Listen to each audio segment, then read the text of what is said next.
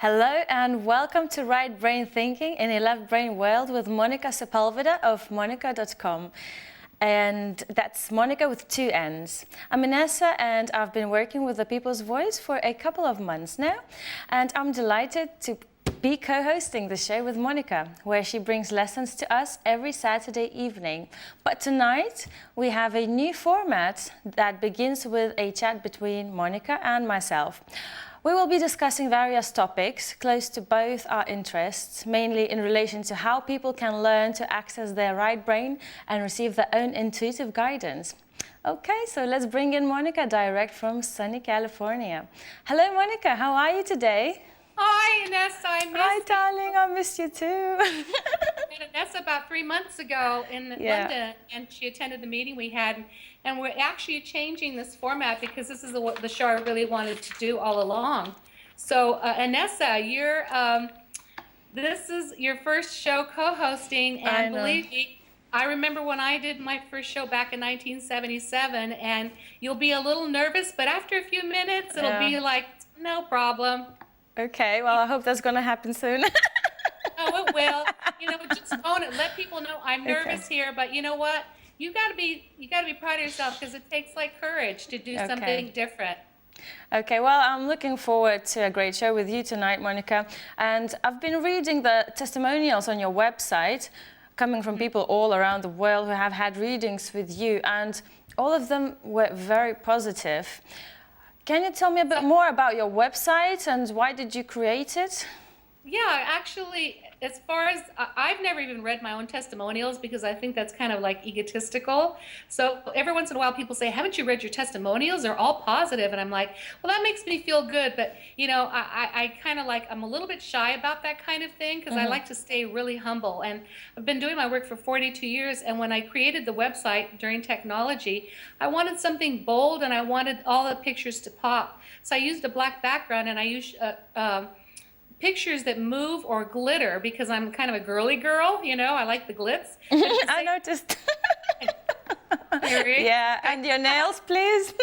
Oh, I didn't do them. I didn't, okay. I'm not going to show them. Anyway, and so I wanted an interactive website. So I actually designed the entire thing myself, and then I have a web guy who I send each page to. I wrote everything myself, and then he updates it for me. I need to have it updated right now, but I selected all the pictures, all the information, and I wanted an interactive website so that people can go there to actually learn lessons because there's some great videos. People that don't know my style can actually click on the media link and listen to some of my broadcasts that I've done in the past in different major cities here in the United States. Also, you'll find a link called the Checkup from the Neck Up, and this is a place to go when you have like really high stress and you need just a few minutes to get back to your center. There's about 50 pages in that section alone. Oh, wow. But you'll find a lot of goodies there. And even if you need energy, go to the Kaleidoscope. Go to my links page and you'll find all kinds of wonderful things. So I created it for the purpose of not just talking about me, but helping people help themselves. Oh, that's nice. And Monnica, why do you spell your name with two N's? Oh, wow. Okay, that's an interesting story. That was back in 1983 because I wasn't born with the name Monnica. But for 2 weeks, I was hearing the name Monnica everywhere I went. And I thought, well, maybe I'm going to run into my neighbor who was named Monnica. And I hadn't seen her in probably 20 years. And all of a sudden, I just woke up one morning and I saw the name Monnica right in front of my eyes as if it manifested. And it had two N's. And I went, wow, that's interesting. And then my spirit guide, who I've been with since I was a child, named Gabrielle, said, it's time to change your name. So I didn't even argue. I didn't hesitate. I didn't look at the name and thinking, well, that's a weird name. Actually, when I looked it up, it said Monnica means the advisor. And I thought, I see. That's it. So I did. I went through every channel that I needed to do legally, and I changed my name in 1983, and I stayed with that. So, Monnica, when did you find out you had that ability, and how long you've been doing your work? Okay. Well, first of all, I don't like to ever refer to myself as a psychic, even though some people do, and they talk about this psychic. If you go to my website, that's you don't even see that word on my website. Yeah. I'm an intuitive therapist, which means I utilize a lot of different technologies, including neurolinguistics, hypnotherapy. I use all the information that I've studied since I was 16 years old, and Wow. I combined it together so that I'm intuitively able to not only find out why a person's going through their current challenge. I don't like the word problems. I like the word challenge because you can overcome that. And so I see intuitively why a person is going through their challenge. And then I find from my spirit guide the answer or the solution. So my work is very solution oriented, which does baffle some people because they think I'm supposed to be doing only predictions. I do predictions, but I give you homework. And that homework means that if you do A, B, C, D, and E, you'll be able to achieve that goal that's eluded you. But I look primarily at why they're having the problem, and then I go right to the answer. So I'm not your typical quote unquote psychic. I don't even like that name because it has so many negative connotations to it. Let's tell the truth. We're all intuitive. We can all do what I do. And this show is going to teach you to do exactly what I do. Whether you want to do it as a profession or if you want to just help your own life to make it better and to get the kind of the world and the kind of life you want, that's what this show is about. Oh, that sounds great, Monica. So how do you spell your website? Is it monnica.com? Yes. Great. Okay. And can you tell me why did you change the format of the show? Okay, I did 4 shows last year, and it really got out of hand, with coupled with some technical difficulties and with not being able to hear people or understand some of the accents. As you know, I'm from California. I'm not used to being around Europe, right? So a lot of times I'd have to say, "What did you say?" You know, it sounded very like I look like an amateur instead of an experienced person who's been on television and radio for 30 years. I came across as an amateur, and a lot of people took notice, and I was really trashed for it. I thought I want to do the show that I want to do, which is to go back and teach people how to access that right brain, because that's where all your answers are. So I thought, okay, let's reboot, let's change the format. Let's start it off with teaching lessons each week, and we're going to go through, and of course I'll give you the list of subjects that I'm going to cover because each week is going to be a different one. And then the last part of the show, which will be part 4, I will take questions from callers either about the lessons or if they want me to tune in and really help them with their life and give them some guidance on an intuitive level, I will do that. But this time around, I'm going to spend more time with each caller rather than 2 minutes. I'll spend maybe 5, 6, 7, 8 minutes with each person so they can get a better reading. And this way, it'll work. If for some reason the call is cut off because they're on a cell phone, which that happens, they can just take the answer by watching the rest of the show, and I'll complete it. I won't leave anyone hanging. That's very nice. And what subjects, what topics will you be addressing in your teachings and lessons and lectures every Saturday evening? Okay, there's a lot of them. Let's go.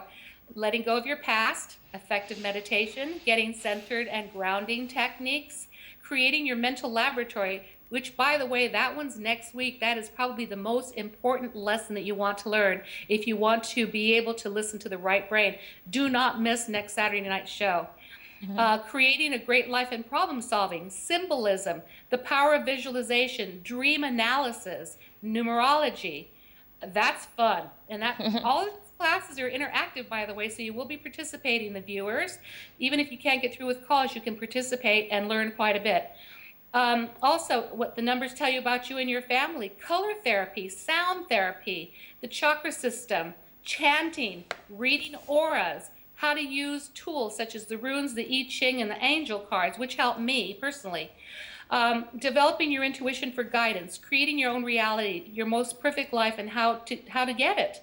How to give a reading, animal communication, and using your intuition to communicate with your pet, communicating with the other side, past lives and reincarnation. Also, the people that call in for that one, I'll tell you about your past lives as well. Feng Shui, which is a wonderful, wonderful thing to learn so that you have good energy flowing through your home. Also, using neurolinguistics to rewire the brain neurologically. This will break away bad habits, old memories, and instill and install new things so that you're not having the same repeated behavior. So letting go of your past will involve part of that as well, and creating a compelling future, because we have the power in our hands to either create our lives as a masterpiece or a big mess. It's all up to us, because this planet is about free will. Well, that sounds great. Monica, can you tell me a bit more? How do you access that information? The intuition. Can everyone actually do it? I know you say everyone can, but can you tell me how do you receive that information? Well, that's what's going to come through in the lessons, isn't it? Okay. Well, I'm going to be very, very specific about each point. This is a continual show, even though each show is going to have its own separate project, own separate subject. Pardon me. It will actually all tie in together. So, to be able to answer that question in one sentence or more, that's difficult to do, because that's what the lesson is about. It's how you actually do it. And we start with part one, which is obviously today. You're going to be doing an interactive exercise with me and Inessa, and you're going to find that it's going to really help you. Part of the problem with not being able to access right brain is because people are constantly stressed out. They're into self-doubt. They're into self-loathing. They're into fear. They're into worry. And if you don't mind giving me a few minutes, I'd like to explain that when I went to Stonehenge, I got some really strong messages, and I was being told that people go to Stonehenge for the wrong reasons. They think they're going to get something from it, when actually they said, I felt this gold light go from my stomach right out to the stones and straight up. And I said, what happened there? And they said, because you are no different than anyone else. The wealthiest person in the world, the healthiest person in the world, the most knowledgeable person that's ever walked the planet, from your higher power to all the spirit guides to all your angels, everyone is exactly the same. But why don't you feel that? Because people have gotten used to being mediocre, which means they've accepted themselves to be flawed. They're hard on themselves because maybe their upbringing was difficult. They buy into worry and fear more than they buy into love, because fear, worry, and self-doubt has become their normal, and then they've become complacent. Then comes along somebody named David Icke, who is now wakening up people with his message, not only about what's happening on the planet, but David also goes right to solution, that love is the only reality, everything else is illusion. He says that for a reason. I love that saying. I love that saying. It's because it's true. And so when I heard the messages, they said when people break away from self-doubt, worry, and fear, they will have it all. And they said there are forces there that are keeping you in fear and in worry and in self-doubt and insecurity. And from that, people's lives don't expand and they don't live that fulfilled life that they want, because those forces, their purpose is to keep us in that state of fear, worry, and self-doubt. Well, you know what? Screw that, because I won't have any of it. I decided once I went to, actually David took me to Stonehenge, but he stayed in the car because this was my journey by myself. And then I told him everything that came through. And there's a lot that came through, even more than what I'm telling, but I'm just giving you like the edited version. But they said as soon as we let go of those things, and I'll show you through these lessons how to let go of those emotions, because those are the biggest saboteurs and they undermine us. And as much as people want to say they love and that they're so good, they still are so insecure that they have a need to attack, which David has gone through so much of that in his lifetime. I came under fire as well. And you know what? Oh, that's a real loving heart. You know what? That's the person I want to address, the person that feels insecure, the person that feels self-doubt, the person that has too much fear and worry. We need to get rid of those things because they're not helping us. And when each person takes care of themselves, one person at a time, this planet shifts. So that's my purpose, and that's the purpose for this particular show. One by one, we take care of our space, and the planet changes all by itself, because then we don't let anything on the outside tell us who we are, and they don't define us, in other words. And so the key is to understand this truth. You don't attract who you are, you don't attract what you want. Now I just see that's my dyslexia coming through. My dyslexia. We don't attract what we want, we attract who we are. So that's a thing called karma. And a lot of people are baffled and go into victim. Why is this happening to me? No, the real question is, why is this happening for me? Because this world third dimensional world shows us where we need to make changes. And when we throw darts at anybody or anything and come from a very negative or evil place, that only hurts you. It doesn't hurt the person that you're throwing darts at or criticizing or anything. It doesn't do anything for them. They keep flourishing. That's why they are where they are, and that's why they're leaders, and that's why they'll continue to work to change this planet.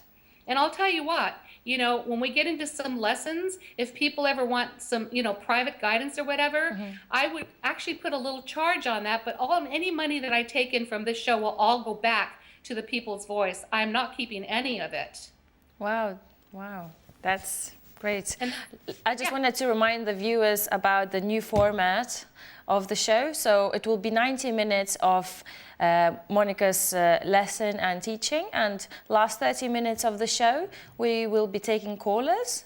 And if I'm correct, Monica, we can take around 5 callers. Is that right? Yeah, 5 to 8, depending on how quickly I get the information. Okay. I want to be thorough with each person, because I want to make sure that they understand where they need to make changes. Believe me, we all have challenges. We all go through the same thing. So even the viewer that doesn't get through, they may not be going through the same thing that the caller is going through, but at one time in their life they did, or they know somebody who's going through it, and they'll get the answers for themselves. Because we all go through the same things, don't we, at different times? Oh, we do, totally. Yeah. Great. So what first topic would you like to start with, Monica? No, wow. Okay, one of the things we want to do is I wanted to talk about, you know, like I was just continuing from the last part of my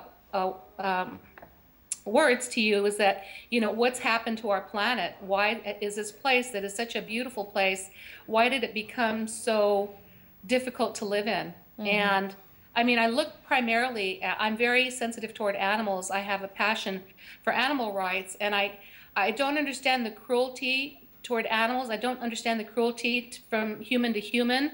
You know, it's like, I know the answer now, but it still hurts me to see it.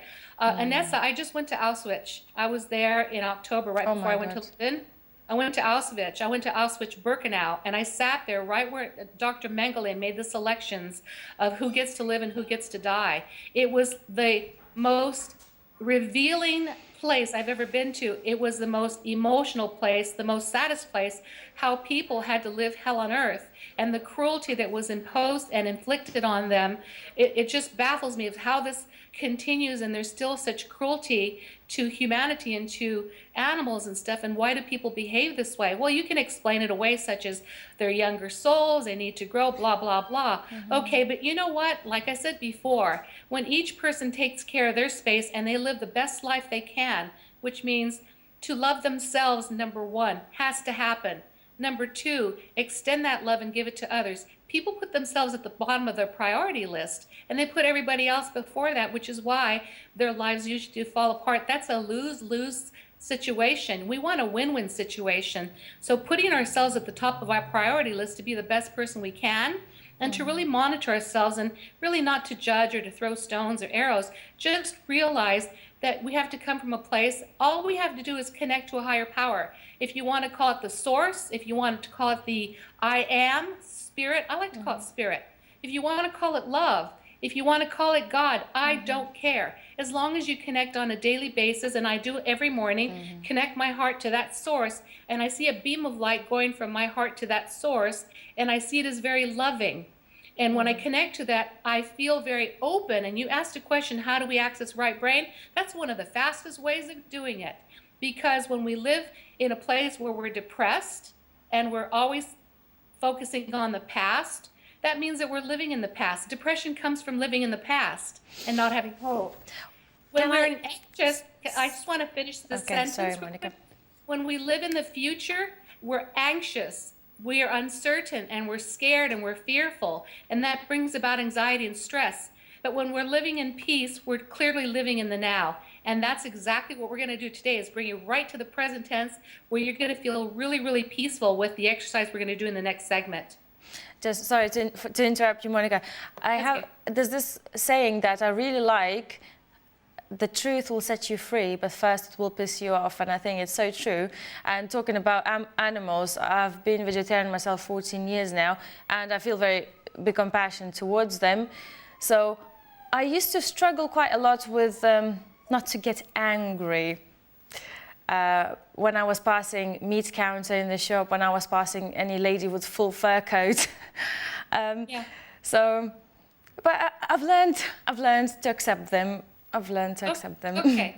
I want to explain something about anger because it is a valid emotion, and most people stuff their emotions inside, and they use various things to stuff emotions inside. They use alcohol, drugs, food. I've done it too. And then we don't deal with emotions. So it's really a good idea to filter out emotions every day. And we're going to cover that next week. When you let go of your emotions appropriately, and one of the best ways, just to give you a real quick, little tip. Go on. It's whenever things are bothering you, just write down what's on your mind, and that'll empty your head. It's really a good idea to do that. So anyway, what I was saying to you is anger is valid. You need to let it go because your body doesn't want it. Yeah. And sometimes we draw to ourselves certain catalysts, like the fur coat, which pisses you off. Oh my God. You can't imagine. I was really considering to throw paint on it or spit at it. I was quite bad. Well, the thing about it is your body just wanted to get rid of anger that maybe you had repressed. And that person was the catalyst to help you do it. So she actually was a blessing for you. And all you do is send her light and just say, I hope someday you become enlightened. And just think those thoughts and send them to her.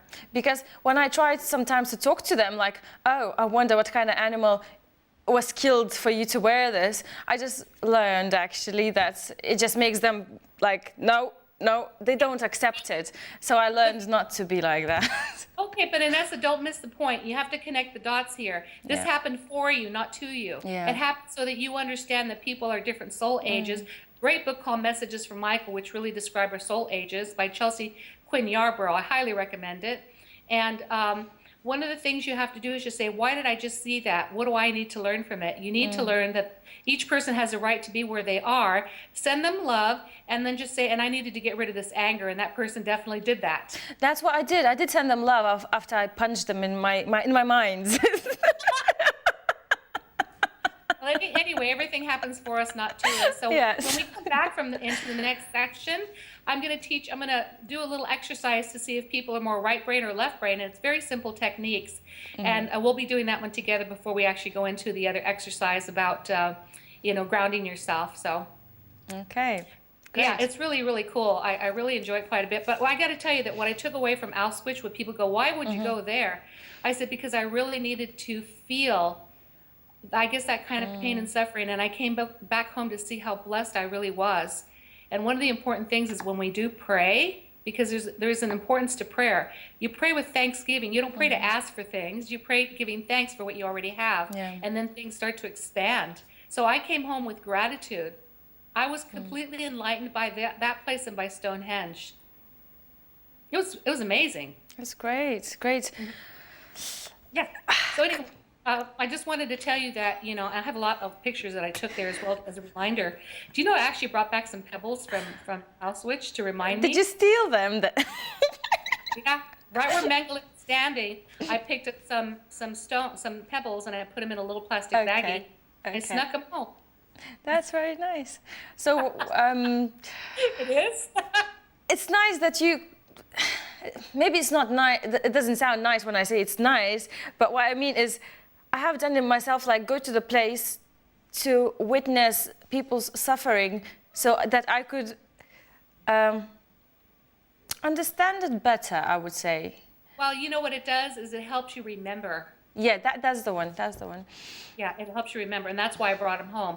And they're next to my bed, and I just wake up every morning and I give thanks for everything, because all I have to do is look at those stones and remember, and a lot of that cruelty continues even today. And if people want this planet to change, it's not going to help to bitch about it. It helps to do something about it by taking care of our own space. That's why I'm doing right brain thinking in a left brain world. Okay. So it's important, isn't it? So you, as I can see, you used love to change those feelings of yes, despair. Yes. Yeah. Yeah, I did. I sent healing to the whole place. And see, I met David in 2001 because I really felt after 9/11, I knew something was wrong. That it wasn't like the story we were being told was full of it's bullshit. And so I reached out on the internet and I found an article called Problem Reaction Solution. And I contacted David and he graciously contacted me back. And we stayed in touch for quite a while. And then when he came to California, he was my guest. He stayed in my home. And I've known him for a long time. He is he's the real deal. Majorly authentic, extremely compassionate, very loving, very caring. I'm so blessed to have him as my friend. And I've known him now since 2001. So that's 12 years. 12 years. And so he's like, I call him my best friend, because he's telling the truth and I believe him. But the key is you can't just walk your walk. You can't just talk your talk. You got to walk your talk. So when people, I know that's my dyslexia again. So that's canceled. So what I realized is that I believed him and I chose to walk what I was listening and hearing and reading from his books. And when I went through his lectures, because I went through several of his presentations, which are, by the way, the most outstanding experience you'll ever have. I've got to tell you, you must attend Wembley this year. It is, I went to the last one, but you must attend it. It is mind-blowing. It will totally change your life. But the key is once you go home, you got to go back and you have to walk all of that information and not just talk about it, because a spiritual life is not just what you know, it's what you do. My mother always said to me this quote, "Who you are speaks so loudly, I can't hear what you're saying." Isn't that good? That's great. So how do we move on from here, Monica? We learn the truth, we learn the techniques of how to... Practice. Act as if. Yeah, fake it until you make it. Fake it till you make it. What you do is even if you have to put the words in front of you, put them in front of you just to remind you, it's really important because it does take discipline. It does take courage, but you'll get that courage courage is, definition of courage is being afraid, but doing it anyway. And you'll pat yourself on the back that you were able to move up another notch. You went from this level to this level, and that's a really good thing. So, my feeling here, like when I look at the People's Voice and I look at the program and how outstanding it is, oh my gosh, it's like there's so much information, but then you have to live it. You can't just keep learning stuff, you have to live it. That's what spirituality is truly about, and that's what puts you into the next octave. Yeah, that's what I find. That's what I find. So much information can first really overwhelm everyone. It does. I think. Yeah. It does. I started very young, so for me, it's just been a progression, and it will be for everybody else. You'll be bombarded. I didn't have internet or anything like this or books to study from. They were rare. I just happened to find a teacher when I was 17 years old, and I used to go to her classes once a week. Oh, wow. But the thing about it is that you're going to learn a lot of different things from me that will help you. I call them tools for your tool chest. Okay. Because that appeals to men. Men like more tools in their toolbox. Right. Well, time is flying by. This is so interesting, but let's go for a quick commercial break. Don't forget, you can call us for the last 30 minutes of the show on 0203 714 2700. See you soon.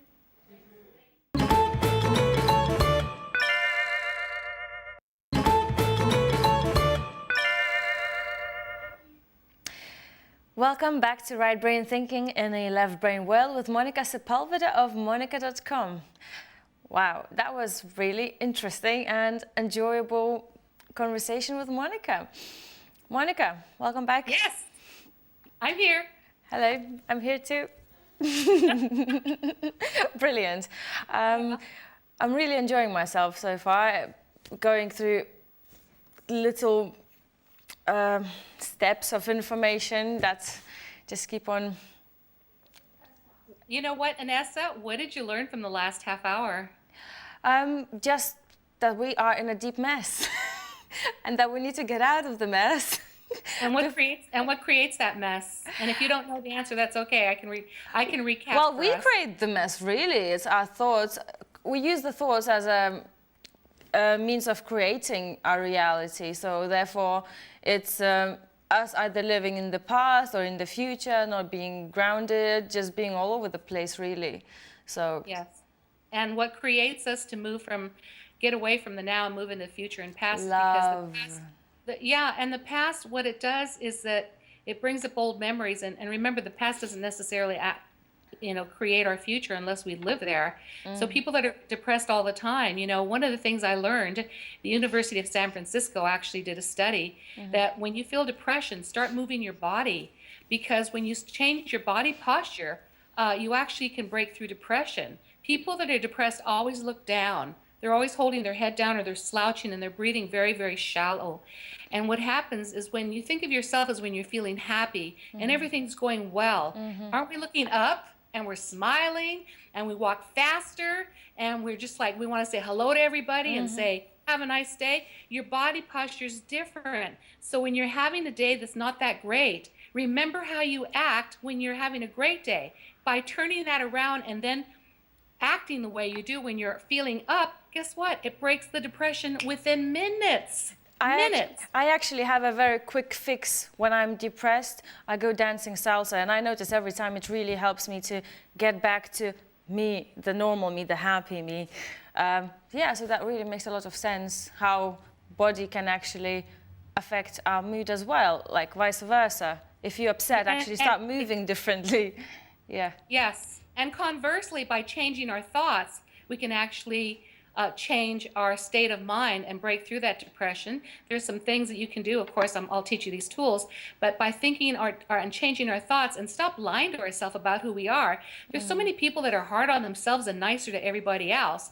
And then there's people that are just plain mean, So what we have to do is we have to take inventory and just say, wait a minute, why am I lying to myself about myself? I'm fine. There's nothing wrong with me. Just because dad and mom criticized me and made me feel horrible about who I am, I'm not defined by people on the outside, and maybe they just did that because they didn't know any better. But I'm an adult and I know better. One of the best techniques that people can use in order to be able to be kinder to themselves is to get a photograph of yourself when you were a little boy or a little girl.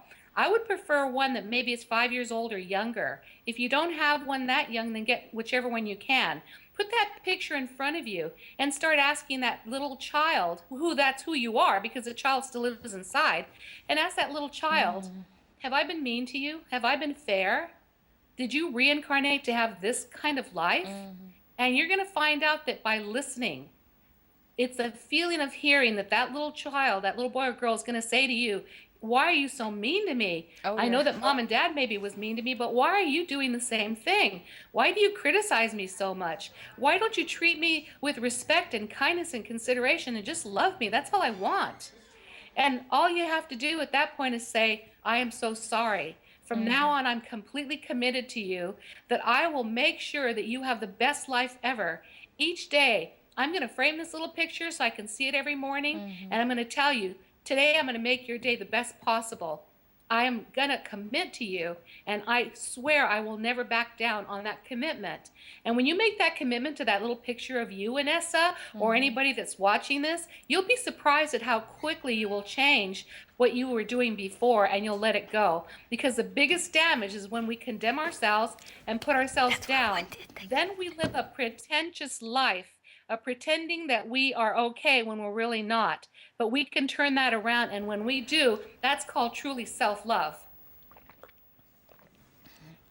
I actually have done exercises similar to that, talking to my inner child, and I must admit I ended up sobbing.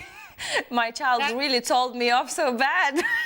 Yeah, that's exactly right. But some people can't do that exercise because they're more visual people. So they actually need a photograph of themselves. And it is a very emotional experience. I grew up with a very difficult life, very, very difficult, parents. And so I had absolutely no self-esteem, and I got addicted to succeeding in order to feel good about myself. But you know what? That's only temporary success, because you only get happiness at the end of the achievement. The key is to be able to feel peaceful and feel happiness and joy every day. And most people don't understand that being and having joy is a high priority. That brings balance in your life. So if you want to sing, sing. If you want to dance, dance. If you want to write, write. If you want to take the time to take more breaks during the day, do it. Do whatever it takes to bring joy into your life. Back in 1987, my spirit guide said to me, I go, how do I find joy? And he said, find a television show that makes you laugh. He goes, because even laughing and watching a movie or watching a show that makes you laugh is going to raise your vibratorial frequency, and it's going to make you feel better, and that will also help you access the right brain. Isn't that interesting? Oh, yeah. It's true. Laughter definitely is a great way of being happy. Actually, you don't have to be happy and then laugh. You start laughing and then you'll be happy. All I need, example, I just need a bit of sugar and I'm very happy. Like if I have a juice, I'm very happy because the natural sugar in it somehow triggers me to laugh. So yeah, that helps me to be happy.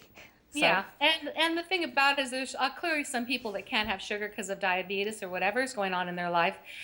You know, I like to do a lot of, I like to look into health to see what created a particular problem, but there's some people that can't have sugar. That one works for you, but for other people, they need other things that are more creative. Remember that when they're creative, then that's coming from the right brain. So that would be music and art and drawing and even going to the garden and planting plants, taking a walk 10 minutes away from your house, coming back for 10 minutes. That's a 20-minute walk. That's enough to break through, you know. So we're going to also show you some techniques in a little bit that will help you. But I want to actually start off with one that's really kind of cool. I want the people watching this to do this exercise with me. I want you to clasp your hands together and put one thumb on top of the other one. It will feel, you know, very natural. So you can see how I'm doing it. I've got my right thumb over the left thumb, okay? And I want you to do that and remember which thumb was on top, okay? Now that you've done that, I want you to cross your arms. Which arm is on top of the other one? For me, the left one is on top of the right one. So I actually had right thumb over left thumb, and I had left arm over right arm. So I want you to do that and write down or remember where yours was, because this is going to let me know and it's going to let you know whether you're more right brain or more left brain or whether you got both. The fact that I had the right thumb over this left thumb tells me that that's my left brain controlling, because the side of the body is controlled by the right brain and the right side of the body is controlled by the left brain. Then when I cross my arms like this, it was the left side that was on top of the right, which means that my right brain is functioning very well and it is very open and it's very evolved. So that means I'm using both hemispheres. I want you to now go back and put your thumb on top of the other one and then try to reverse it. Put the left one or the other one on top and it doesn't feel natural, does it? No. It feels awkward. Yep. Now go back and put the other arm on top of the other one and it's hard to do. Like switch it. Oh yeah. Oh. See what I'm saying? I couldn't even work out which way to switch first. I know. It's just so comfy. It's okay, but this is why it tells us the truth, Anessa. So which thumb did you have over? I have left on top. And then when you did your arms? I have right on top. Okay, so you're using both hemispheres, right and left, which means there's an intellectual part of you that's formed well, and there's an intuitive part of yourself that's formed very well. So what if a person has right both times? That means that their left brain dominates. What if the person had the left both times?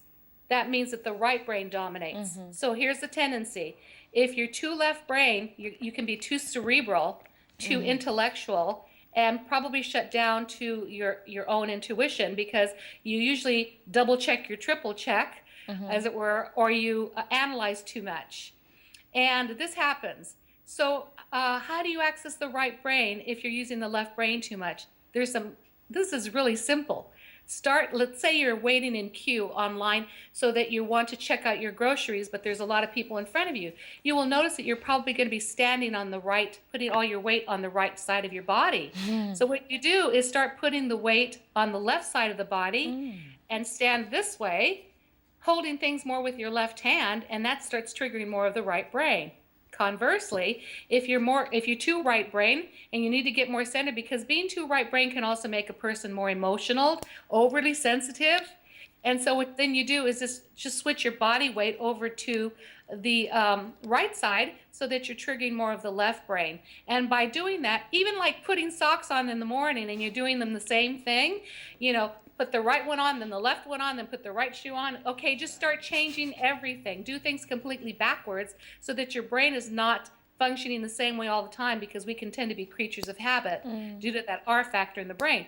So what you do is even when I find myself getting into creature of habit behavior, I'll like put eyebrows on first, then eyeshadow, and then lipstick last. I'll start and I'll do the lipstick first and then the shadow second. You know what I mean? I just Yeah. change it up because then I realize my brain needs to have new information and new signals. But that particular exercise works every time, and I really, really want parents to do that exercise with their children so you can see whether your child is more right brain, left brain, or both.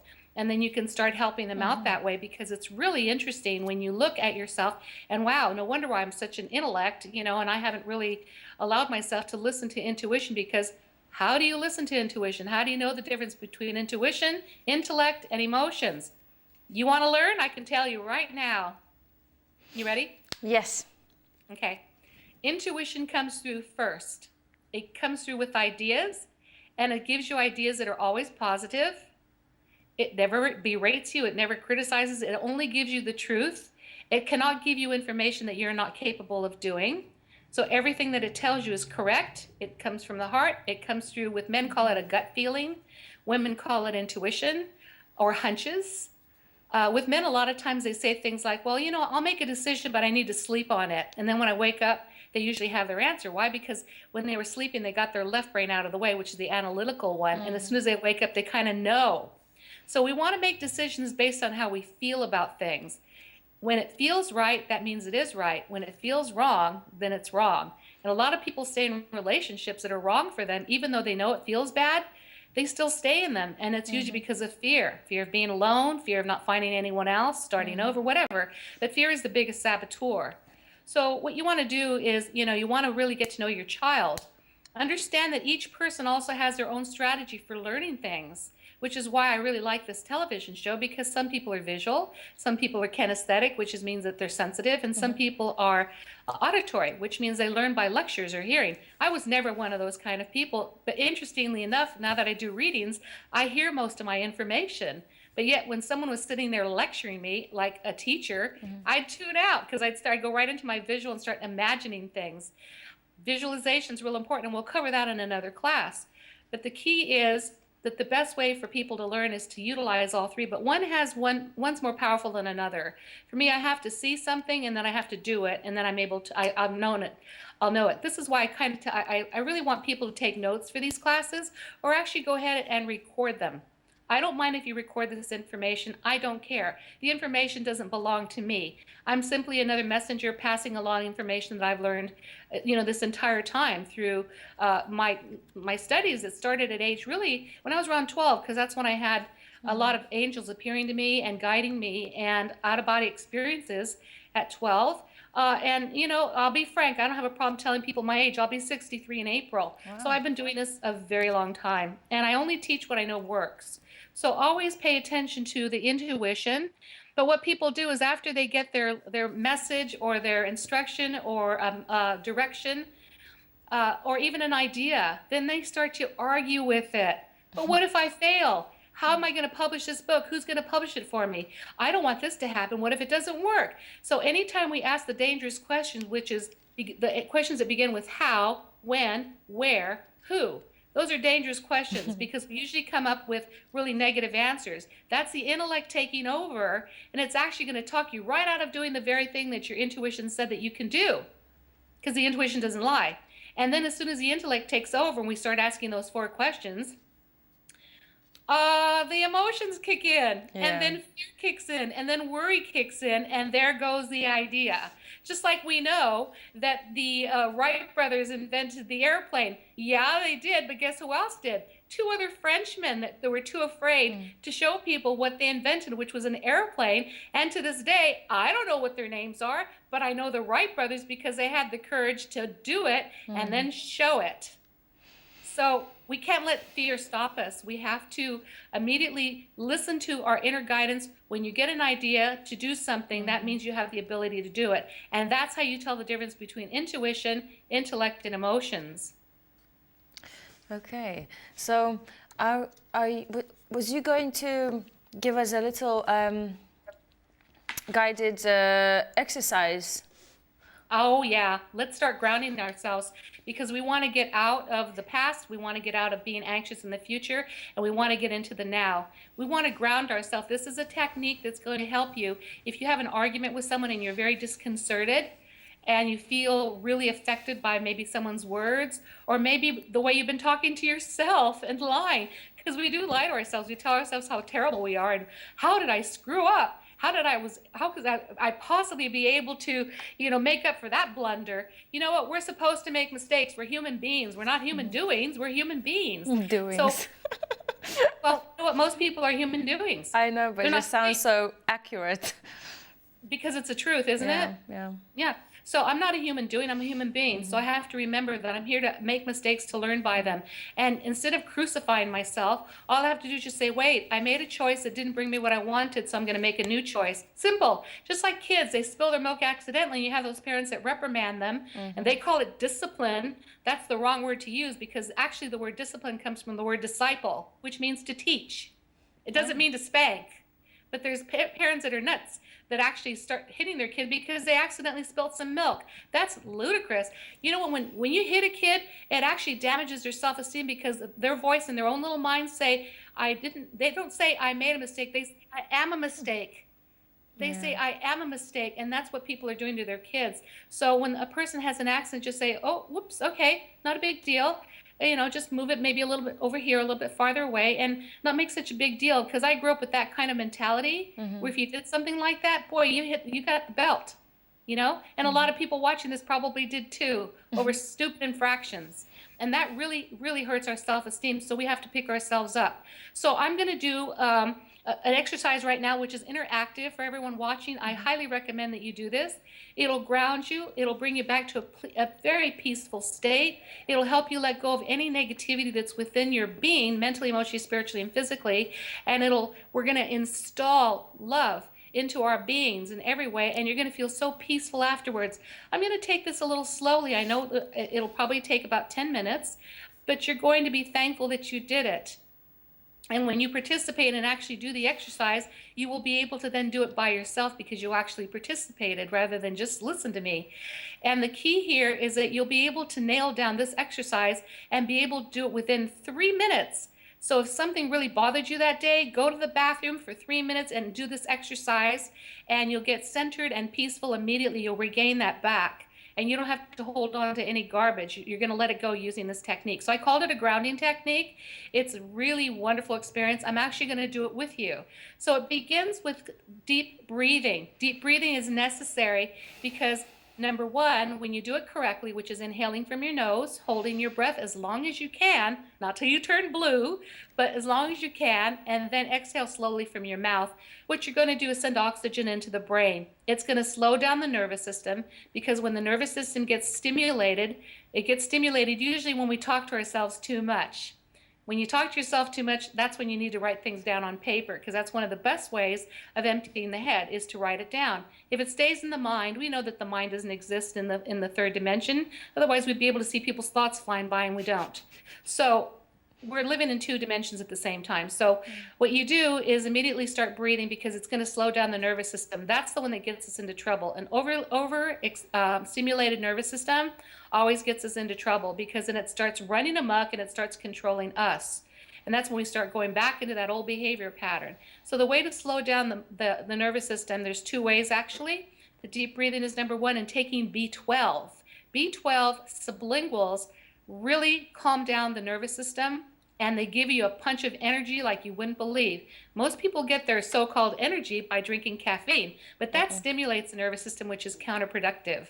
So what we do is we do the deep breathing, which is going to be inhaling from the nose, holding your breath, and exhaling very slowly. And I'll do 3 of them with you before we start the process.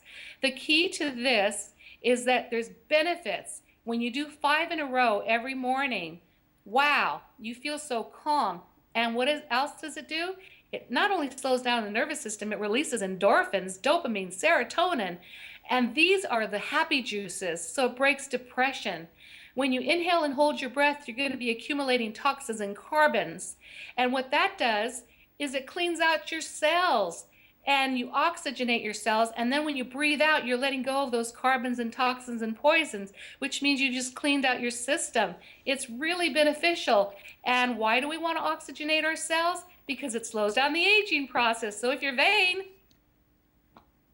breathe more. The other thing that really helps with slowing down the aging process, drinking H2O, water, because there's oxygen in it.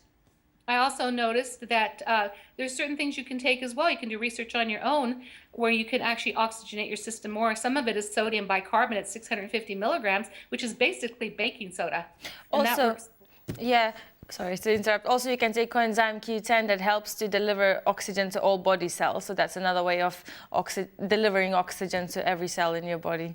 Thank you. Thank you very much. And I love the fact that you contribute to this show because you're very knowledgeable, Inessa. I liked you from the moment I met you, and thank you for that. So with that said, how many minutes do we have? Because I want to do this process. Otherwise, we're going to have to continue. I believe we have 8 minutes. 8 minutes. Okay, that might be a little rushed, but I'm going to go ahead and do it. Because you know me, I can talk forever because I'm a teacher that's my nature. I can teach anything. So let's go ahead and get started. And first of all, I'd like for everyone doing this exercise with me to make sure that your legs are not crossed, that your hands are sitting on top of your lap, either with your palms up or palms down, but as long as you're not crossing anything, because we want the energy to flow up and down and not have to cross, okay? So we're gonna start off first by closing our eyes, everything uncrossed, and I want you to take a deep breath. Inhale from your nose now. Hold it. And exhale from your mouth slowly.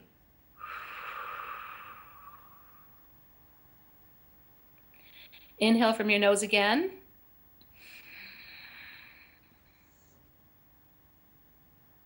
Hold it.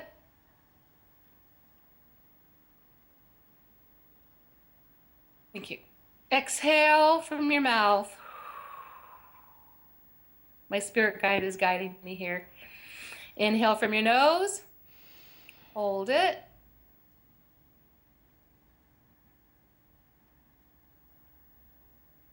Exhale from your mouth slowly. 2 more. Inhale from your nose.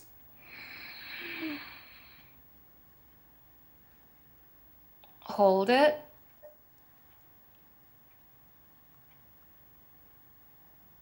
Exhale from your mouth slowly. 1 more. Inhale from your nose. Hold it.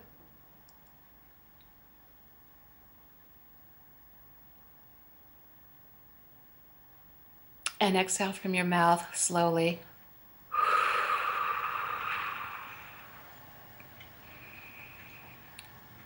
By doing this breathing exercise, we've actually slowed down our heart rate and our brain rhythm. We are now moving into another phase of our brain called alpha. We are going to use our imagination and visualization for this grounding technique. I want you to visualize that there is a gold ball located at the base of your spine. It's about the size of a golf ball, and it's glowing and it's gold.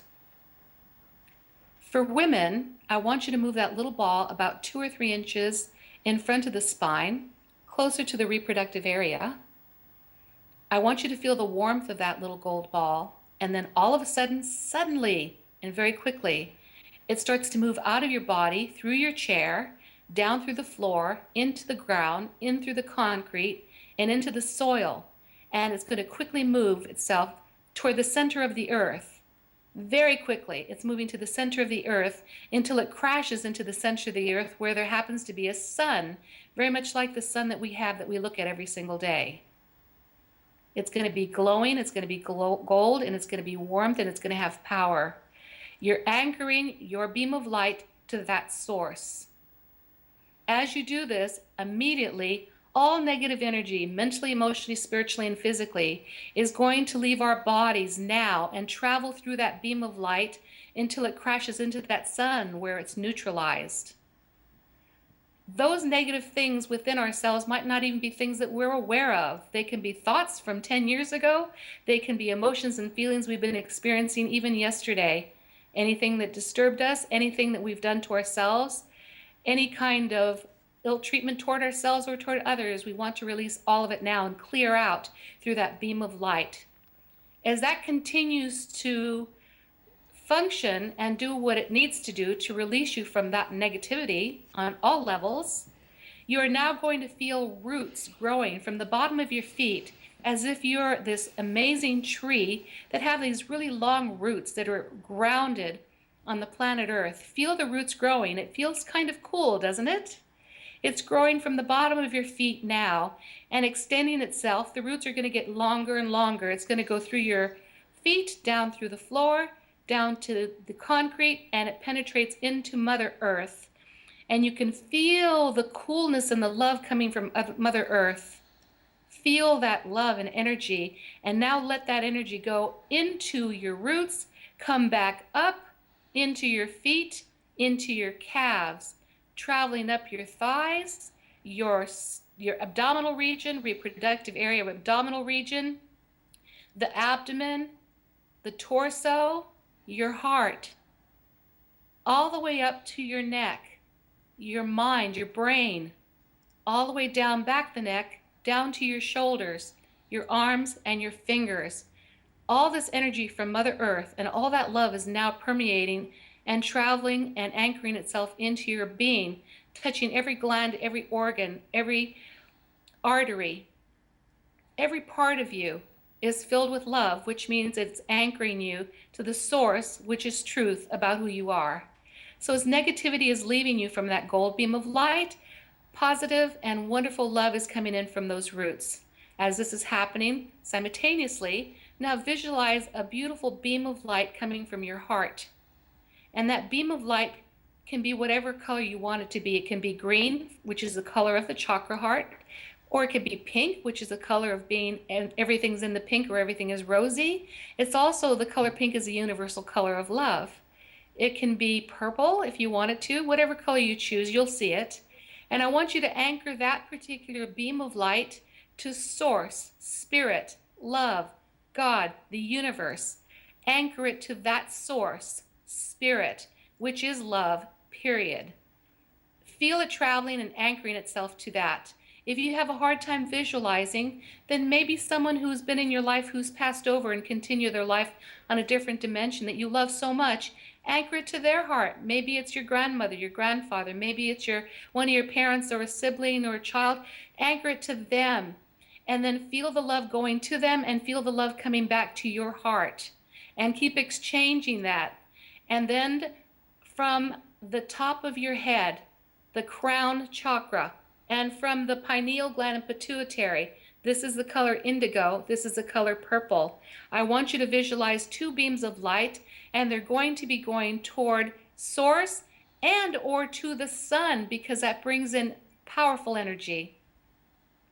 Or you can extend it to any galaxy that you want to, that you know exists, and there's plenty of them out there, where there's plenty of guides, archangels, there's plenty of spirit guides, there's plenty of other intelligent beings that are more than willing to help us to open up our third eye or our intuition and to bring us peace and harmony. As all of this is happening simultaneously, I want you to surround yourself in a bubble as if you're inside of an egg, and it's going to be an opalescent color. It'll be white with a lot of colors running through it, and then surround yourself in a pink light of protection. And this will keep you completely shielded from anyone that throws darts at you with their words, with their actions, anyone that tries to sabotage you or undermine you, or any negative energy from collective consciousness, or from any of those sources that are here to sabotage each and every one of us. They want to keep us in fear and in worry and in self-doubt. It'll act like a force and a protection that as it comes our way, it ricochets and goes back out. But as it goes back out, I want you to bless it and send it love, because you don't want to send out negative energy to negativity. You want to send out love to negativity. And guess what? It starts to affect them, and they start to change and wonder what happened. Yeah, we can end their plan. We can. So let's sit with this for a moment. Let's sit with all these things happening at the same time. Feel that negativity draining from your body. Feel that love coming in from the roots and into your body. Feel that love that's connecting you to source, to that loved one, coming from your heart to theirs. Feel the chakras from the crown chakra to the pineal gland, the third eye chakra, your intuition. Feel that extending out to wherever you want it to go, and receive from that as well. Feel it coming back, feeling empowered, feeling more centered, feeling very grounded, feeling more intuitive, more powerful, the truth about who you are, a complete loving being who wants to stay that way, who doesn't want to undermine yourself and will refuse and not allow anyone to undermine you ever again. We're going to sit with this in silence for 1 minute, and then I will count you back out of this when I count from 3 to 1. Stay with this in silence and enjoy the experience for this 1 minute.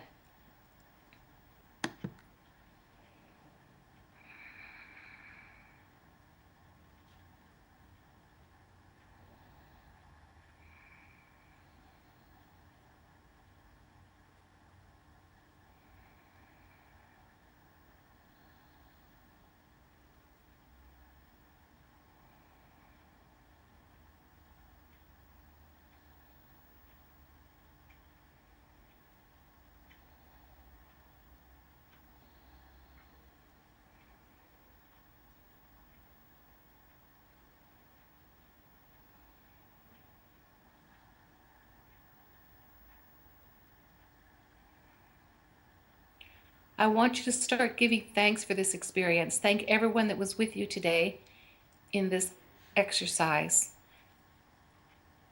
And now, that beam of light, the gold light, it's going to start coming back from the earth and back into your body and anchor itself as that little gold ball of light that's right at the base of your spine, or if you're a woman, 2 or 3 inches in front of it. I want you to feel the roots now leaving the planet Earth and coming back and anchoring themselves at your feet. I want you to feel now that where your heart has been connecting, to come back and anchor all that love back into your own heart. I want you to feel the third eye chakra, the color indigo, the color purple from the crown chakra, coming back into your own mind, opening it up so that you feel completely open to any guidance, idea, or intuition. And also that strength and that source from source, that it completely strengthens and empowers each and every one of us. And at the count of 3, you're going to open your eyes. And you might feel a little lightheaded. That is okay. 3, 2, and 1. And with that, open your eyes. And I'm sure we need to go to a break, and we can continue and talk about this on the backside. Wow, I do feel a bit slow right now. It worked. So we are live right now, and we're gonna go into a break and see you shortly after the break.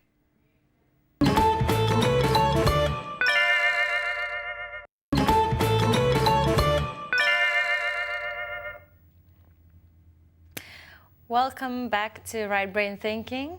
In the Left Brain world, we are live right now with Monnica Sepulveda, a brilliant intuitive therapist, medium and numerologist, and also a life coach. Today we are learning how to get centered, get grounded, and also about how we got where we are right now and how to move to a better place. And don't forget, you can call us at the end of the show on 0203 714 2700. See you. Monica, are you there? I am here. Great. I didn't interrupt you. Okay, great. Are you feeling? How are you feeling after that experience? Actually, I felt very slow, relaxed, and spaced out. So Yes. if I say something wrong, it's because I'm still under the effects. And I think important thing is to mention that many viewers may be watching us on their mobile phones, possibly, or when they're driving, possibly. So do not do that exercise because it can make you a bit spaced out and lightheaded. Thank you for that, because you don't want to do any interactive exercise with me while you're driving. It requires you to sit down comfortably. Do not lay down or you'll fall asleep, but you want to sit up, okay, because you're not used to being in the alpha level. The reason, you should all probably feel kind of high right about now. Exactly, that's how I feel. Do you know why? Because you're in your alpha brainwave right now. You're not in the beta level. You're in the alpha level, which means your brain waves slow down and your heartbeat slow down, and that puts you in alpha. And for most people, that's called a sleep state. So, And we're going to cover, we'll cover that next week, by the way. We're going to cover that, and I'm going to send you some material so that you can show it to them. And anybody that wants any materials that I share and have, you're welcome to email me, and I'll send you those materials. We don't have materials for today because it's mostly about lecturing and it's mostly about interactive work. yeah, I actually feel high and awake. I'm not asleep then, am I? If Yeah, I'm in my alpha one of the state. things I can tell people, because you're going to feel high, and which you should. Some people get a little headachy afterwards, so immediately eat some protein. For now, I suggest it for people to drink some water because that'll help you as well. I don't want, I want to keep you in the alpha level because you absorb more information. It's typical that when you hear information within 3 days, you forget about 75% of it, which is why I encourage people to record this broadcast. You want to be able to go back to it. But remember that once we go through all the different subjects that we're teaching every week, that we're going to be repeating them again for those people who missed them. Because I don't know if these shows will be archived or not. I don't think so. But at the same time, if you record it or if you just keep tuning back whatever lessons that you missed because you weren't able to tune in, you can then capture them. But I believe that this show rebroadcasts again about 3 hours later, doesn't it? If I'm correct? I think we can just double check on the website. There's a programs and the scheduling. So just to be sure, I don't want to misinform them. Yeah, I believe that David told me that they replay the show at 6 o'clock my time. Add 8 hours to that, it gives you your time. So what's 6 and 8, 14? 14, okay, I don't know. Whatever that is. 6, 7, 8, 9, 10, 11, 12, 13, 14. That would be 2 a.m., I believe, that it re-airs again. Yeah. So I just know that it airs at 6 o'clock my time. And we don't use a 24-hour clock. Like 6 o'clock would actually be what? 6 plus 1,800 hours, right? 1800, 6 o'clock, yeah. Yeah, okay. We don't use the 24-hour clock in the United States. We use a 12-hour clock. So I'm learning a lot of new things, which I like. So anyway, one of the things I wanted to say is, Inessa, when you were going through this process, did you have any difficulty with visualization or the sensations from each one of those things that we did?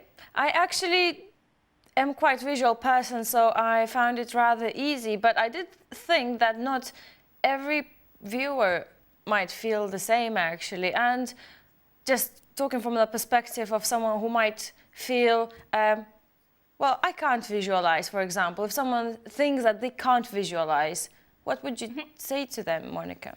Oh, easily. Pretend that you're 5 years old and you have a great vivid imagination. So what you're going to do is you're going to pretend and start visualizing it, whether you can see it or not. Just pretend you're a 5-year-old and just get carried away with your imagination. In other words, fake it till you make it, as I'm saying, because every time you do these kinds of visualizations, you're going to get stronger and stronger and stronger, as you're going to learn in next week's lesson, because we're going to do some very intense stuff next week. And like I said before, next week's show is probably the most important one. But yes, every time you visualize, you will, like when you work out at a gym. Yeah. And if you're working on biceps, the more you work on exercising the biceps, the stronger it's going to get. That's what we're doing with our own mind and our brain. We're actually going to be exercising different parts of it in order to be able to do all of it. So then instead of using the typical 10 or 15% that we're told that we use, we're going to start accessing different parts of our brain, which is what I do in order to be able to do these things. And that allows you to be able to be more powerful, and this way you can create more of what you want, because as I said earlier, and for those of you that may be tuned in late, we don't attract what we want, we attract who we are. So it's very important for us to be very accountable for everything that we do, say, and think. Why? Be curious. I have an answer. Give me the answer. A long time ago, Einstein said E equals mc squared. Have you heard of that equation before? I have, but, Okay. but not everyone has, so please. Okay, a lot of people don't know what it means as energy turns to matter. That is true. So let's look at what energy is. Energy cannot be created, it cannot be destroyed, but it can be converted. What is energy? Energy is our thoughts. Yep, our thoughts turn into physical things called experiences. Everything that is on this planet, before it was ever created, it was a thought first, right? I can show you this remote control, for instance. Yeah. Did this just happen to fall on the planet Earth, or did someone think about this before it became a reality? It was a thought. Everything that is was a thought first. So thoughts are energy, and energy creates its material, a manifestation of the material thing or the experience. For instance, if we're constantly berating ourselves or throwing shade, as we call it here, stones or arrows to other people, that stuff comes right back to us and it only hurts us. So we actually manifest people in our lives that will mistreat us because we're mistreating ourselves, or we're mistreating other people. So we end up being, you might call, we end up with some pretty nasty karma. We always have to pay the price for whatever it is that we do. So thoughts are energy, belief systems are energy, behavior and things that we do is also energy, and it has consequences or payoffs. When we're accountable for that, we start taking responsibility. So what does this tell us? If we are in a place where energy creates our reality, but yet you cannot see that energy, you cannot see people's thoughts. If thoughts were third dimensional, wouldn't we be able to see people's thoughts just flying by us? Yes, but we can't. We don't know what they're feeling on the inside because some people have a poker face. They don't want you to think that they're feeling insecure or really bad, so they just pretend that they're happy, but that's not living an authentic life.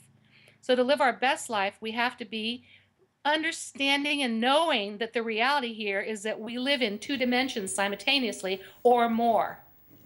So we have to take care of both of those things. A lot of people say, I'd be happy if I had a great relationship. I'd be happy if I had more money. I'd be happy if I was healthier. But it doesn't come from the outside in, it comes from the inside out. So what does that tell us? That we must start thinking healthy thoughts in order to have a healthy life. We must be thinking loving thoughts in order to have loving people around us. Otherwise, people become our teachers. That's why I always say guru is, gee, you are you. You are teaching me where I need to change. And so our belief systems also, when we let go of dogma, things about like religion, which have really hijacked us and really taught us that it's okay to be cruel, because I'm a spiritual person, I'm not religious. I don't put people down who are religious, but I tell the truth about it, that is dogmatic, and it'll keep you enslaved in fear because God forbid you should sin. But the word sin actually means to miss the mark. It doesn't mean that you're doing something bad. It means that you're missing the mark. That's it. So when you're living in the fourth dimension and the third dimension at the same time, you understand that the third dimension, or this physical world, is a manifestation of what's going on within us. So we can't play the blame game or say, victim, look what happened to me. You say, look what happened for me, because what's been reflected through that relationship needed to teach me some lessons. What's been reflected to me about these things that happened for me is here to help me shift and change the way I think about myself. Perhaps it's insecurity that's been masked by arrogance or ego, but something will come into our world to teach us how to shift. So we must be responsible and live in the third and fourth dimension and other dimensions and take care of those at the same time.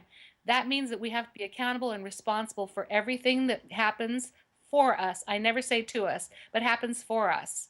I did a lot of soul searching in the past couple of weeks, and I really was able to shift and see where things I needed to change, because every once in a while our past haunts us, and it brings it back up to say, hey, some of that information that you had from the past where you used to be bad or mean to yourself or berate yourself or felt insecure, that stuff might have been stuck in a nook and cranny of your being someplace, and it's just being released like a bubble, and it comes through as an experience. And so I take everything and learn from it. So now that you know that you're not living just in this physical world, you're also responsible for what's going on in your other fourth dimension. And it has to be something where we do on a daily basis. So once we do that, we understand completely, we don't get what we want, we get who we are. Make sense? Totally. What you react to, you attract to yourself as well. That's another thing. The reactions becomes reenaction of the past. Like every time someone reacts to certain problem is actually reenacting the past. But where Yes. did we get that reaction from? It's not necessarily always our own reaction. It can be someone else's action. And we just reenact, sort of. So. Well, you know, you make an extremely good point because free will is not just choosing what we want, but it's also choosing how we're going to react to what happens. And the key is to have the wisdom enough to understand that when someone does something and it hurts us, we can actually go inside and see, where have I hurt somebody else? Or where have I been hurtful to myself? What is it that I need to learn from this? Because a lot of people say, oh my God, I've been through a divorce and I feel like I've just lost my best friend and I feel like I was stomped, blah, blah, blah. You know, we go on and on. But you know, when people say I failed in marriage twice or three times, whatever, actually the only time we fail is when we fail to learn, because everything has a lesson. And that's the beauty of this world, this frequency that we're in, that we call reality, which is really an illusion. It's a teacher. It's always teaching us. So those people that have difficulty getting their own answers through the right brain, even though I'll teach you how to do that, you can get the answers from the outside, because it's always teaching us by our experience that day. It always teaches us where we need to make changes within ourselves, because we can always get better. We can always get, wait a minute, you know what? I always correct myself here, because I know when I'm in England, we pronounce our T's like the letter D. Yeah. So I say risotto when it's risotto, better instead of better, right? Better. Better. Better. Again, I don't want to come across disingenuous. Water. Better. Water. And I say Peter. potato. Potato.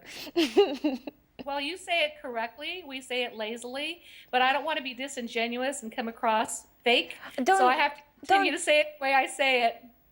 Don't worry, we have a lazy way of saying it as well. We can say, Peter, can you get me some water? So that's our version of it, don't worry. That sounds so cute to me. I really like it. Well, we'll say things here like, listen to this one. We'll say, gee, no, Jew.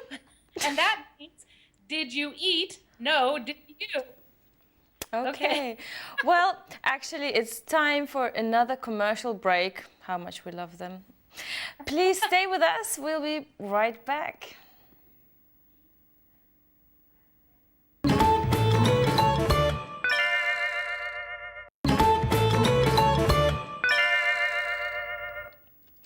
Welcome back to Right Brain Thinking in a Left Brain World. You still have time, if you're really quick, to call us with your questions to our resident intuitive therapist, medium and numerologist, Monnica Sepulveda. If you are calling from UK, the number is 020-3714-2700. If you are calling from abroad, it's 4420-3714-2700. Hi Monica, you're back.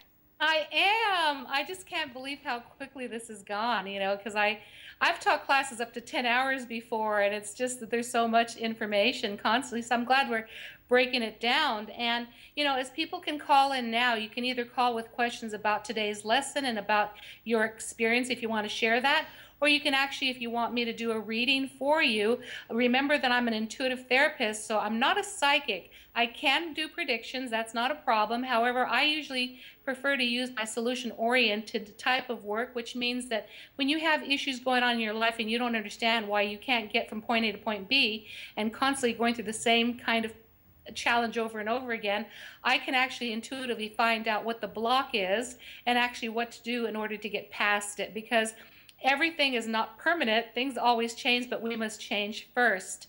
And Anessa, as we're waiting for callers to come in, we can talk about other areas, because I did want to address meditation. Sure. You know, you don't have to sit still and do things in order to meditate, because people always say, well, I can't concentrate. Well, concentrating actually doesn't allow you to meditate. It actually interferes because it causes stress. You have to completely let go. That's what I was going to ask, sorry. Does the position really matter? Some people say you have to really sit still. Actually, well, what if I like meditate when I'm lying down? Well, the thing is that chanting we're going to cover in another class, of course, because that has its own specific purpose. When a person's beginning to learn how to meditate, do not lay down, because that's going to bring you right to your alpha brainwave, and that's going to put you to sleep. If you're used to being in the alpha brainwave, which I am because I do readings every day, I'm in alpha, but that means it takes me a long time to go to sleep at night. I can stay awake till 3 and 4 o'clock in the morning every night without a problem, and I have to literally be exhausted and go right into the delta level to go to sleep. Sometimes I have to use a sleeping pill to help me go to sleep because I've got responsibilities the next day. Effective meditation, you can do it anywhere. You can do an open-eyed meditation by looking at beautiful scenery and then just taking in those feelings and centering yourself, because the purpose of meditation is to get centered, which is what we did in the last exercise. That is a guided meditation, and it was a guided visual meditation, but an open-eyed meditation is to actually just watch something and just take in the energy of the colors. That's why the portion of my website it's called Check Up from the Neck Up. My website being Monnica.com, Monnica.com, and then click on Check Up from the Neck Up. There's beautiful art, and it all moves, and there's music connected to it, so you can listen to music and look at the pictures, and what it does is it actually gets you really, really calm, so it's very effective. We'll talk more about that in another show. But in meditation, I found, what is meditation? My mother and I were talking about that just this week, because my mother is also incredibly intuitive. That's where it comes from, my mother's side of the family. And we studied together back in the early 70s. And she said, you know what meditation is? Because she said, your brother asked me what it is this week. My brother lives in Colorado. And she said, meditation is simply prayer. It's simply positive words. And you don't have to recite prayers like the ones you learned in church or catechism or whatever. You can just say positive words, and that's a meditation. And what is prayer then? Prayer is simply, you don't have to go on, but there's something that you need to know, because prayer is not about asking for things, it's about giving thanks. So the word thank you in itself is a prayer. Even if you wake up every morning and say thank you, that's a prayer. That's a meditation, because it puts you in the right frame of mind to start your day. And I totally believe that the way we begin our day is the way that the day unfolds. So I use different tools to put me in a good frame of mind. Let me give you my formula, and then you can ask me about it if you'd like to, Anissa. Sure. I wake up in the morning. Before I even get out of bed, I immediately link my heart to my higher power, the source, spirit. Then I immediately give thanks for the people that are precious around me, my family, my friends, my pets. And I ask for protection to be around me, my home, my neighborhood, my family, my friends, everyone. And I constantly give thanks. I never ask for anything. I might be having some health issues, but I give thanks for perfect health. And that's the way to let it go, actually. So giving thanks and having gratitude causes everything to expand, and you have more of it. That's real meditation, and that's true prayer. But just remember, if you're in a hurry, why don't you just meditate or say a prayer while you're taking a shower? If you want to multitask, it doesn't matter. You don't have to sit still. I can do it laying down, because like, again, I'm in alpha state all the time. But for people, you can, if you want to multitask or you feel you don't have the time to do it, as soon as you make it a priority, the universe reshuffles your schedule so that you have the time you need. If you want to multitask, I always say it's also good to meditate or pray when you're taking a shower, because you're getting rid of all that dirt, all that negativity is going down the drain, and you might as well send the rest of it with it, right? Great, Monica.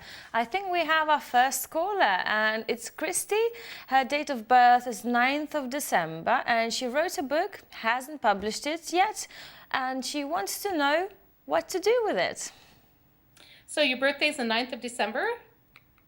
Is she on the line now? Hi, yes. Hi, Christy. Hi, Christy. Thank you for your Hi, call. Anissa. Hi. Hi. Christy, you were born to write. You know that, right? Yes, 9th of December, yes. I'm sorry, Inessa, I was addressing Christy because I just got this real strong comment about her. Don't apologize, darling. You know, we're human beings, right? Okay, so what is happening here is that it's been an issue of timing, Christy. And can you hear me okay? Okay. Yes, I can. A little bit faint, but I can hear you, yes. Okay, I will speak slower. My darling, you were born to write. That's what you're here for. Your everything about you, even your numbers point to writing. Even your name points to writing. This is who you are.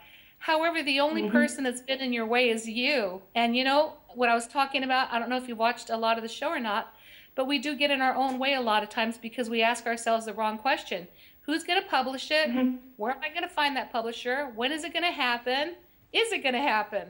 So I'm going to look at your situation. I feel like, Christy, and I want you to respond to whatever I say, okay? First of all, I felt that you've had a lot of other priorities that didn't really allow you to be able to go out and make this happen sooner. I feel that your life is getting cleared away now, and this particular year you're going into a 1 year, which means new beginnings, is when you want to get this and act aggressively. Do not sit and dawdle. Do not sit and wait. Go make it happen. How do we do that? You have to see the end result in your own mind in order for the right person and the right set of circumstances to come our way. I've learned that through even football players that say they play the game before they even go out and play the game. They play it in their mind first. You have to see yourself doing book signings. You have to know what the cover of your book looks like. You have to see people buying it. You need to see that you're earning money even when you're sleeping because your books are selling. You need to see the end result so that you can get to the end result. What's interesting to me is that when we do that, we're going from point A to point B, which is a straight line. But when we get derailed, it's because things like our own thoughts and our own doubts cause us, instead of going to a straight line from point A to point B, we're actually going out to the right and then to the left. And we take the long way there and we eventually get there, but it just takes a lot longer. It's called delay. So for you, Christy, what you need to do is, knowing that this year you're in a one personal year, that means don't dawdle. What's the best timing for you to take active participation and to really seeing this happening for you? I would say the month of April. That's when it seems like the doors begin to open for you. In the meantime, you have to do the visualization so that you are on the same page, and the fourth frequency and the third frequency will then reflect back to you the very thing that you wanted. Why? Because the person that you need that will help you will show up. The things that you need to help you will show up. Those things take care of themselves, much like when you plant a seed in the ground. Do you dig it up the next day to see how it's doing? No, you leave it alone.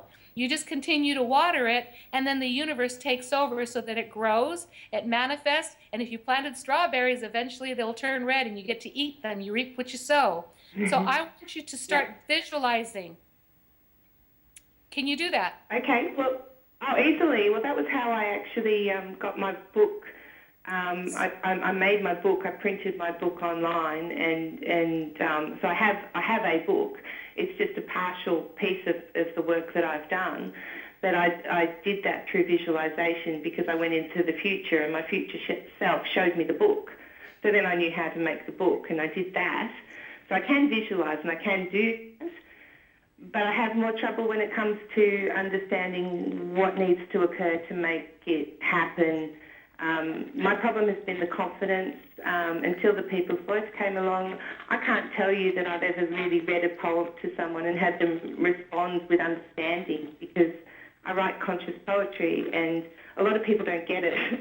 So that's been a difficulty for me as a writer, to feel that people want what I'm producing, I guess, has been the biggest issue. Okay, Christy, basically that's been your own self-doubt, okay? But it's also a timing issue that we're looking at here. The answer to your question is, what must I keep doing in order to get my end results? Oh, look at my cat just joined us. Anyway, what must I keep doing in order to get to the end result? Like I said, you have to visualize the end result. The thing that you were doing at the beginning to get the book written is what you continue to need to be doing now in order to get the end result. I'm also hearing that you're saying something like, well, some people don't get what I have to say. How do you know? You know what I mean? It's like you're trying to explain it to yourself and find out reasons why it's not getting to where you want it to go. That's using your intellect. I don't want you to do that. Don't analyze.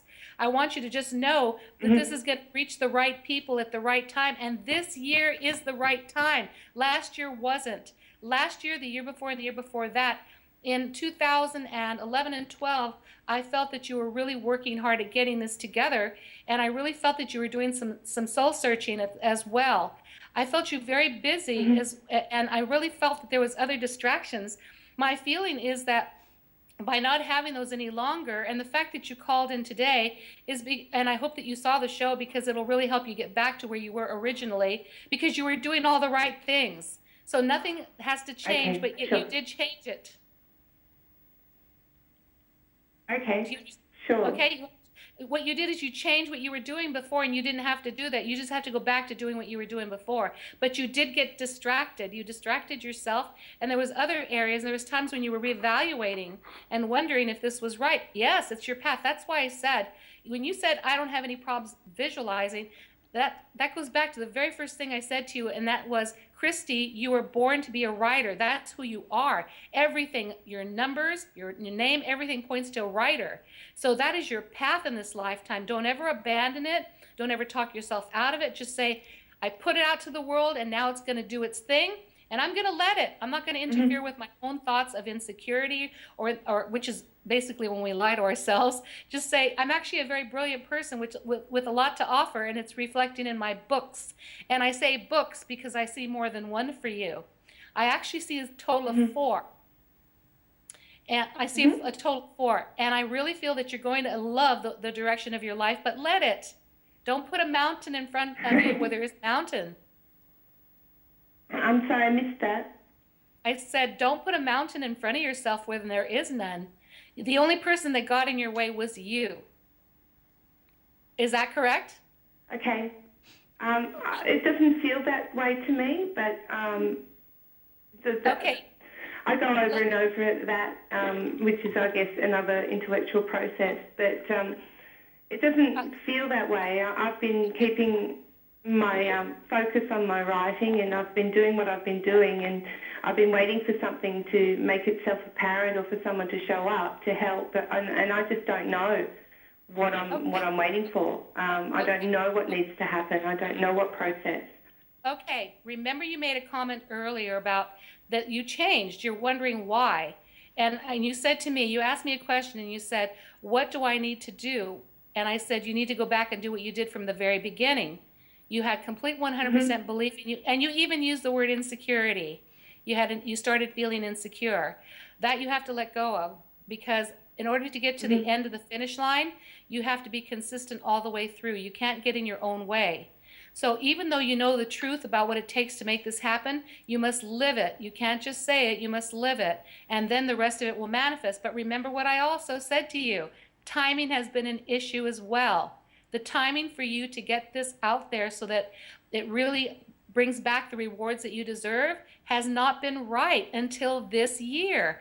Our cycles run 9 years. If you watch the show when I do one on numerology, our cycles run 9 years. You are in the 9th cycle right now, but you're going into the 1 cycle, which is 2014, but since your birthday is at the end of the year, you're going to find some of the biggest changes for you starting in the spring, especially pinnacling around the pinnacles around the summertime, and from there it's gravy. It's going to be easy for you to be able to start seeing the returns for all the work that you've had.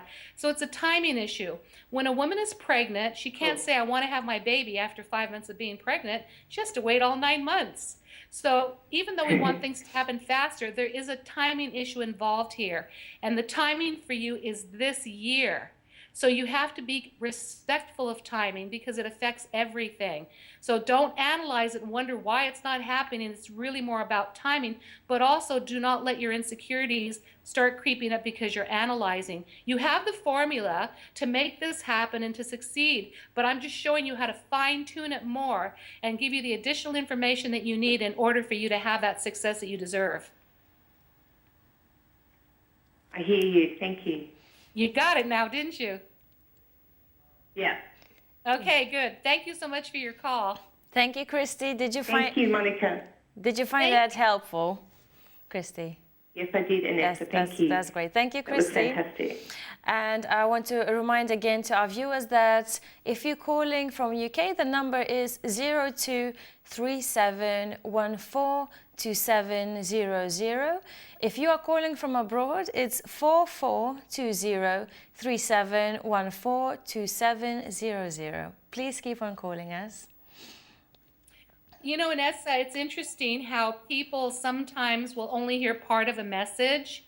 And when I do my readings on one-on-one, I record all of them and I email my clients the readings because I don't want them to take notes because then they miss half of what I say. Yes. And then they're focused in one area mentally and then they miss half of what I say, which is why I had to repeat to her the message again. Because when she heard it the second time, it clicked for her. Did you notice that? Yes, I think it's all, sometimes we have to be repeated certain points just to get it, Yeah. Well, to hear it. That's why I record every session, whether it's by Skype or telephone or in person. I record every session and I email it to my clients so that they have a copy of it. Because I don't want people taking notes. And we know that when people are calling in, sometimes for the first time, they are nervous. So they tend to miss some of the information. I tend to speak rapidly, so I have to be reminded to slow down. And I'm glad she reminded me to slow down because she did miss part of it. So yes, with her, it was a matter of timing, but also when things feel delayed or they're not working when we want it to work, it's because of timing. And then we go into self-doubt, we go into insecurity. Yet this girl is so dynamic. She is a writer. She is someone that can get things done. And I saw 4 books for her coming up in the future. So I knew if this was going to happen for her, but it was a matter of her just needing some additional information in order for her to get what she wanted. So again, we invite callers to call in, whether you want me to read for you or whether you have a question about today's exercises. Anessa has the numbers. And they're also, I believe, now moved to the top of the page on the website. I believe they're up on the right upper left-hand corner. They used to be on the bottom below the screen, but they've been moved. So if you didn't write it down, you can find it right there. So shall I just repeat the numbers in case? It's 02037142700, and if you are calling from abroad, it's 442037142700.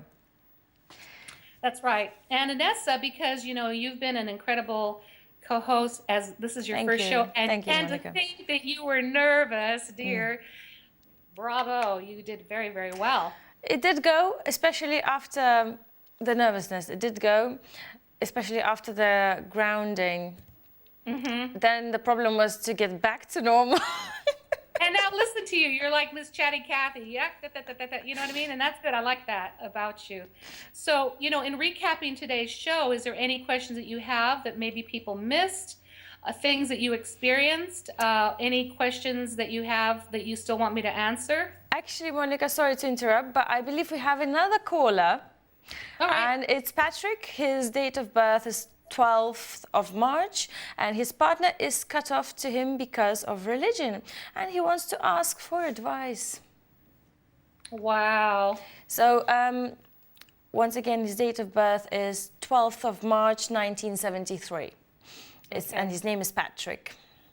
Wow. Hi, Patrick. Can you hear me, Patrick?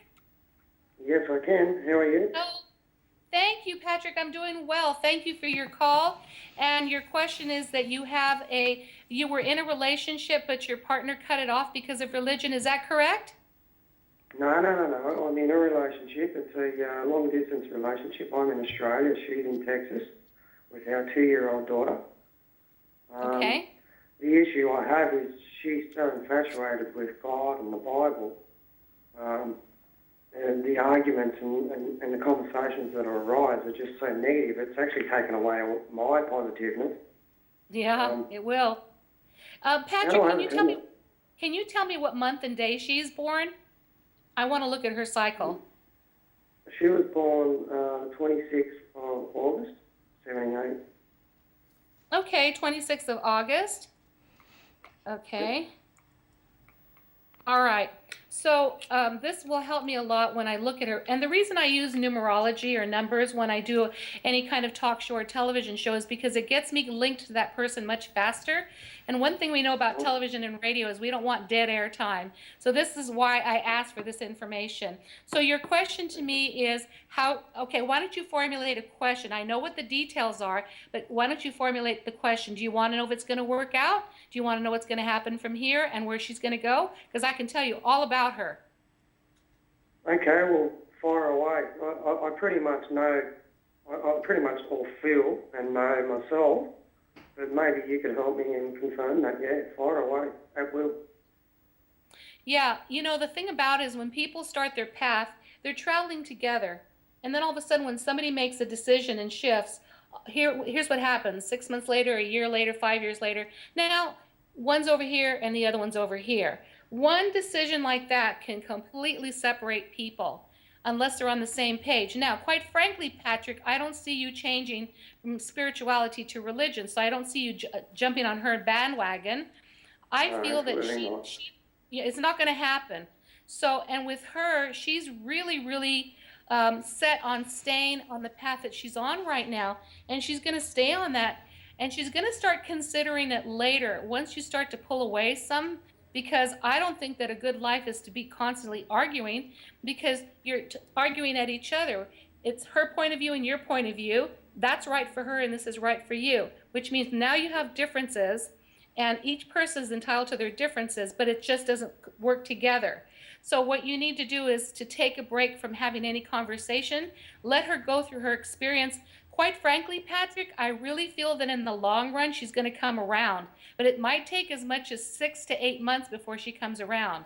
So I think you guys need to set rules because you have a child together. Is that correct? Did I hear you were correct? You have a child? Yeah, that's correct. Okay. And I'm also in the final stages of applying for a fiancé visa. I've just got to conduct an interview at the consulate, and I'm pretty much on my way. Yeah, okay. Well, we're crossing over into a second question, and I'm just still kind of finishing up the first one. So I'll address that in just a second.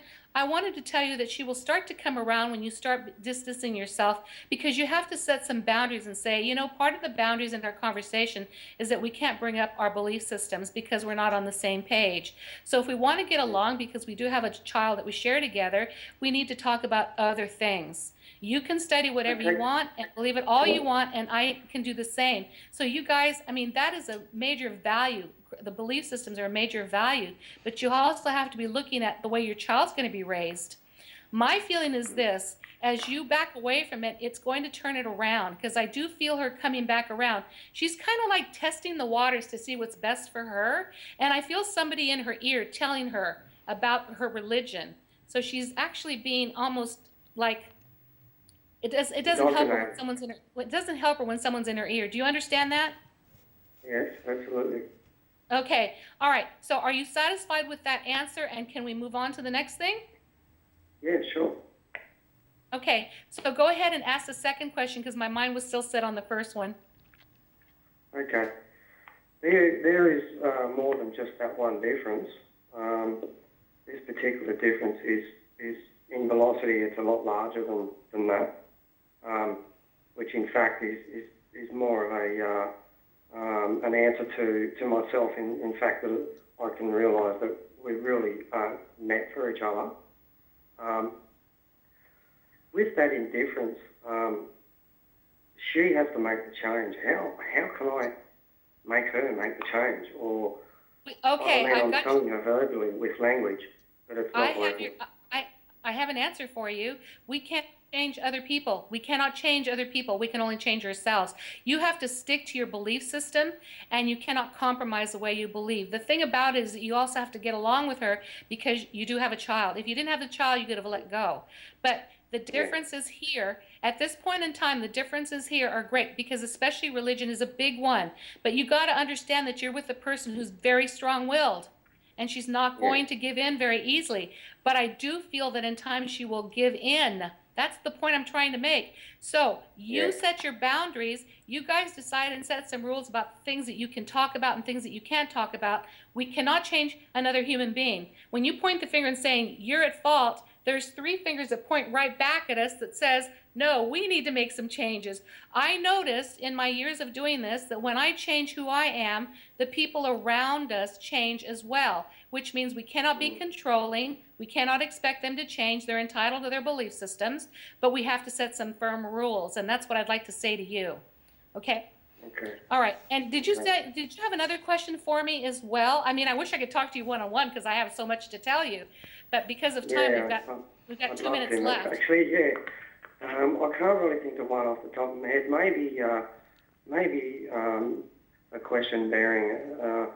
I'm not sure if I'm making the right decision, even though I feel that it's not.